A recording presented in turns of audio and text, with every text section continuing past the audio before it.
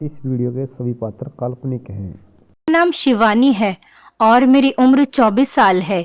मेरे पति दूसरे शहर जा रहे थे जब उन्होंने खासकर मुझसे बोला कि मेरे छोटे भाई का ख्याल रखना।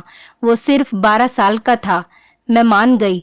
अब मैं उसे रोज स्कूल छोड़ने जाती और लेने भी आती और रात को वो मेरे ही कमरे में सोता। जब एक दिन मेरी मुलाकात उसके सर से हुई तो मैं ये देखकर डर गई कि वो मेरा पुराना आशिक था।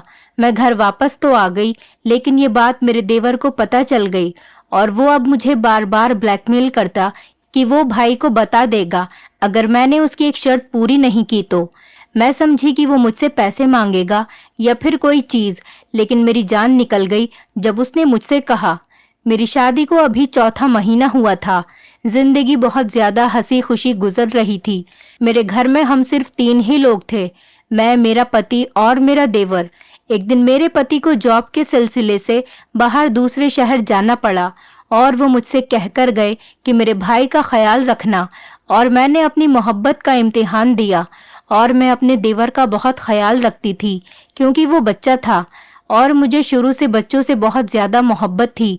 मैं उसे खुद स्कूल छोड़कर आती और फिर छुट्टी के वक्त खुद ही उसे लेकर आती। स्कूल मेरे घर से ज्यादा दूर नहीं था। मुझे आने और जाने में बस 20 मिनट ही लगते थे, लेकिन मैं इस बात से हैरान थी कि ये बड़ा हो रहा है। लेकिन मेरे पति को ना जाने क्या परेशानी थी। वो ये बात समझते ही नहीं थे कि उनके भाई को अब बड़ा हो जाना चाहिए, खुद अपना ख्याल रखना चाहिए। लेकिन वो ये बात समझते ही नहीं थे कि मेरा भाई अब बड़ा हो गया है, उसे खुद अपना ख्याल रखना चाहिए। कभी कभी तो मुझे ऐसा लगता था कि उन्हें किसी से कोई खतरा है, तभी वो भाई को ऐसे छुपा छुपा कर रखते हैं। लेकिन मैंने इस बात पर कोई ज्यादा बहस नहीं की और फिर मैंने अपने पति का ख्याल रखते हुए मैंने भी अपने देवर का ख्याल ऐसे ही रखना शुरू कर दिया जैसे मेरे पति रखते हैं, जैसे वो कोई छोटा बच्चा है। मैं जब एक दिन उसे स्कूल छोड़ने गई तो कोई स्मार्ट सा इंसान अंदर स्कूल में जा रहा था। उसे देखकर तो मेरे पैरों तले जमीन निकल गई, क्योंकि वो कोई और नहीं, वो तो मेरा पुराना आशिक था। लेकिन ऐसा कैसे हो सकता है?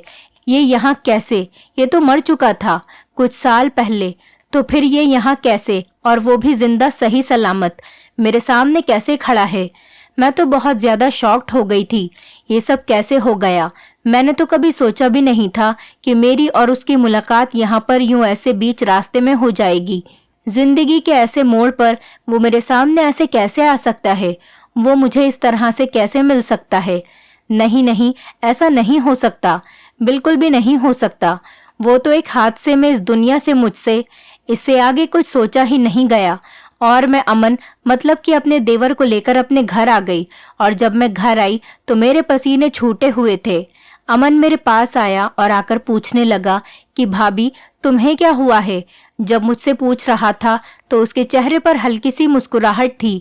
मैंने जल्दी से अपना चेहरा नीचे कर लिया ताकि उसे मेरे राज पता नहीं चल जाए। वो अभी तक मेरे पास ही खड़ा था। उसने मुझे पानी दिया। मैंने उसके हाथ से पानी का गिलास ले लिया, लेकिन जैसे ही मेरी नज़र उसके चेहरे पर पड़ी तो मेरे हाथ से पानी का गिलास दूर जाकर गिरा, क्योंकि अमन के देखने का अंदाज बिल्कुल भी ऐसा नहीं था कि मैं ये समझूं कि ये कोई 12 साल का लड़का है। वो बहुत ही ज्यादा प्यासी नज़रों से मुझे देख रहा था। मैं इतनी ज्यादा बेचैन हो गई थी कि मैंने उसका हाथ बाजू से पकड़कर उसे कमरे से बाहर निकाल दिया और अपने कमरे की कुंडी लगा दी। मैं जब बेड पर बैठी हुई थी तो मेरे जिस्म कांपने ने मुझे एहसास दिलाया कि मैं तो बहुत बुरी तरह से कांप रही हूँ। मेरे लिए ये बात बर्दाश्त से बाहर थी कि मैं एक 12 साल के लड़के से इस कदर डर गई हूँ। लेकिन मैं क्यों डर रही हूँ? मैंने कोई जुर्म नहीं किया कि मैं इस तरह से डरूं। मैंने अपने दिल में खुद ही सोचा और फिर खुद ही अपने दिमाग से डर निकालकर फेंक दिया। फिर ये सोच मुझे परेशान करने लगी कि आखिर क्यों क्यों मैं उससे इतना घबरा रही हूँ। मैंने अपने दिल को थोड़ी तसल्ली दी और फिर मैं कमरे से बाहर निकल गई। अमन भी घर से बाहर निकल चुका था। मैंने हिम्मत की और मैं घर के कामों में लग गई। अब घर में जब 2 ही लोग हों तो क्या ही काम होगा, बिल्कुल थोड़ा सा। मैंने अपने अतीत की एक बात को याद किया और सोचा कि मेरे पिता सही कहते थे कि जहाँ पर सिर्फ 2 लड़के हों उस घर में अपनी बेटी की शादी कभी मत करो।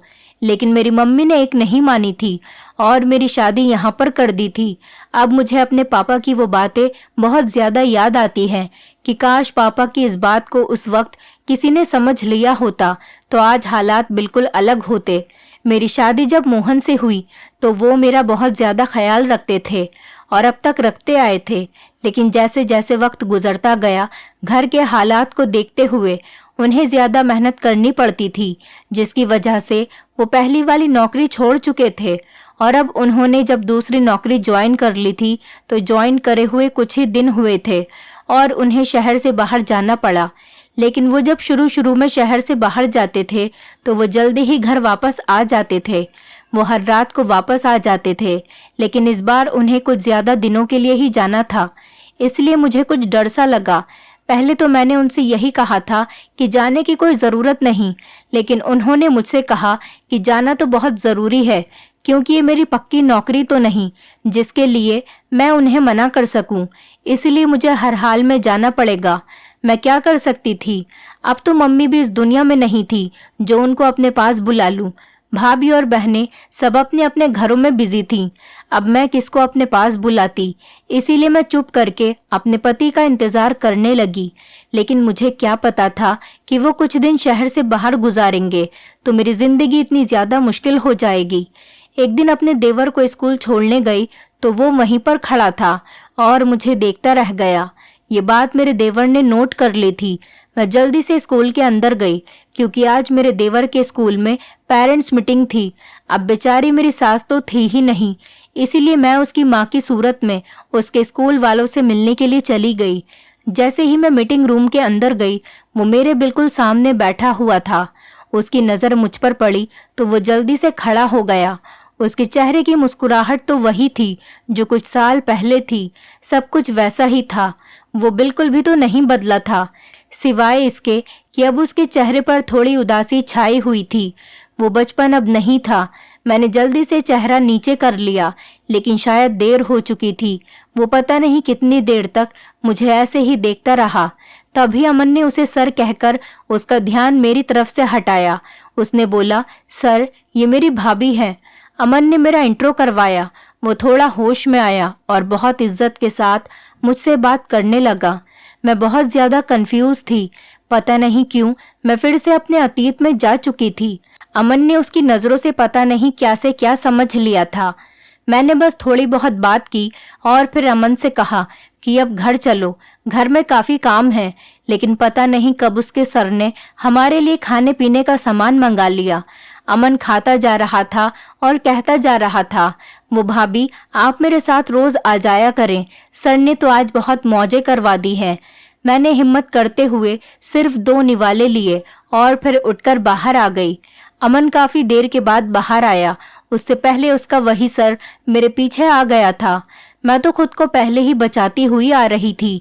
मैंने जल्दी से ऑटो में बैठकर अमन को इशारा किया, जो अपने दोस्तों के साथ खड़ा हुआ था। हम लोग घर वापस आ गए।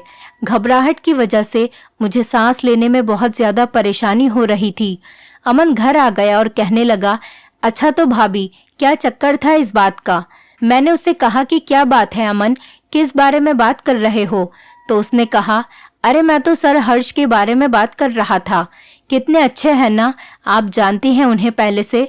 मैंने कहा, नहीं नहीं, मैं तो नहीं जानती उनको, मेरा तो उनसे दूर तक कोई ताल्लुक नहीं। अच्छा भाभी रिलैक्स, क्यों इतनी ज़्यादा घबरा रही हैं?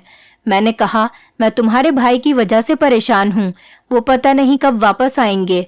मैंने बहुत फिक्र से कहा और हाथ में पड़े गिलास की थरथराहट की वजह से वो महसूस हो रहा था। बात करने के बाद वो मुझ पर ताने कसते हुए हंसा और कहने लगा कि भाई यहाँ नहीं है तो क्या बात, सर हर्ष तो है ना? उसने ऐसा इसीलिए कहा ताकि मैं ये समझ सकूं कि वो हर बात जान चुका है। मैं इतनी ज़्यादा डर गई थी कि मैंने उसके आगे हाथ जोड़ दिए कि भगवान के लिए किसी को भी मत बताना। तो वो मुझसे कहने लगा कि ये तो मुझ पर है ना कि मैं इस राज को कब तक अपने दिमाग में रखता हूँ। लेकिन भाभी आपको देखकर लगता नहीं कि आप इस कदर, मैं तो आपको बहुत सीधी सादी समझता था और आप लगती भी कुछ ऐसी ही हैं। लेकिन आपने कैसे कैसे गुल अपने ज़माने में खिलाए हुए हैं। आप देखें कैसे पर्दे उठ रहे हैं और कैसे भेद खुल रहे हैं। लेकिन कोई बात नहीं, अगर आप मेरा एक काम कर देंगी तो मैं ये राज किसी को भी नहीं बताऊंगा, लेकिन इसके लिए आपको मेरी एक शर्त पूरी करनी पड़ेगी। मैं इतनी ज्यादा डर गई थी और इतनी बड़ी मुसीबत में फंस गई थी कि मैंने उसकी सारी शर्त मानने के लिए हामी भर दी।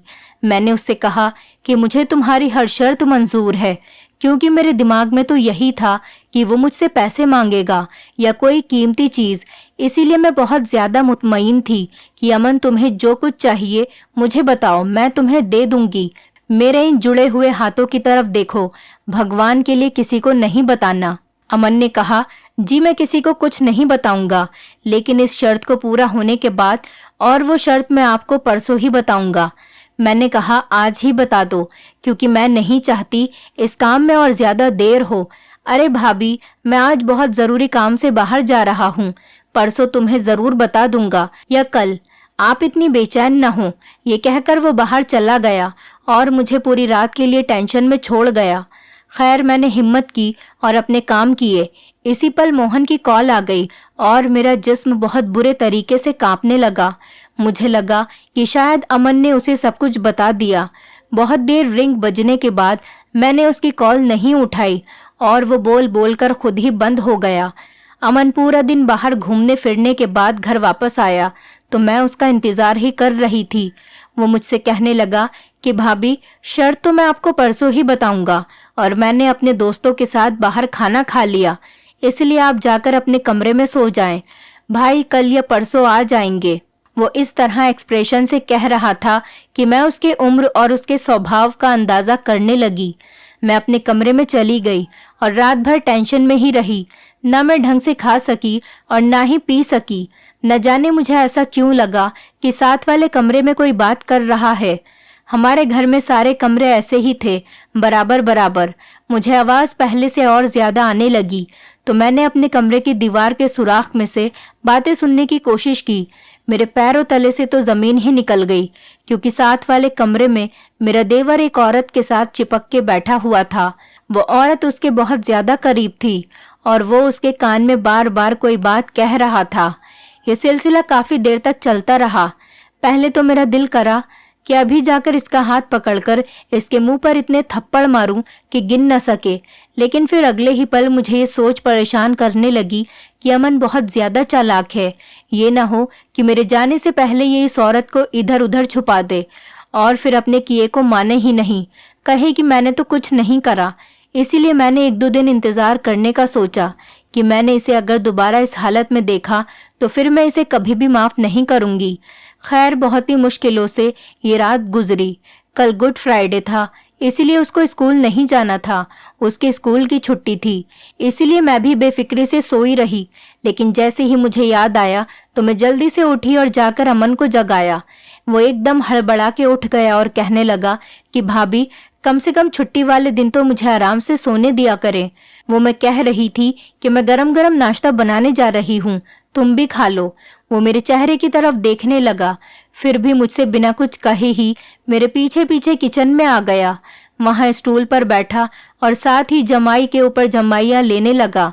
मैंने उससे कहा कि क्या बात है, रात भर सोए नहीं हो क्या? मैंने तो एक नॉर्मल सी बात की थी, लेकिन वो मेरी बात का गलत मतलब ले गया और कहने लगा कि भाभी, रात को जागना तो आपका काम है, किसी की यादों में। मैं भला मासूम सा बच्चा क्या करूंगा रात को जागकर? मैं इसकी इस बात पर बहुत ज्यादा शर्मिंदा हो गई और फिर और कोई बात ना कर सकी।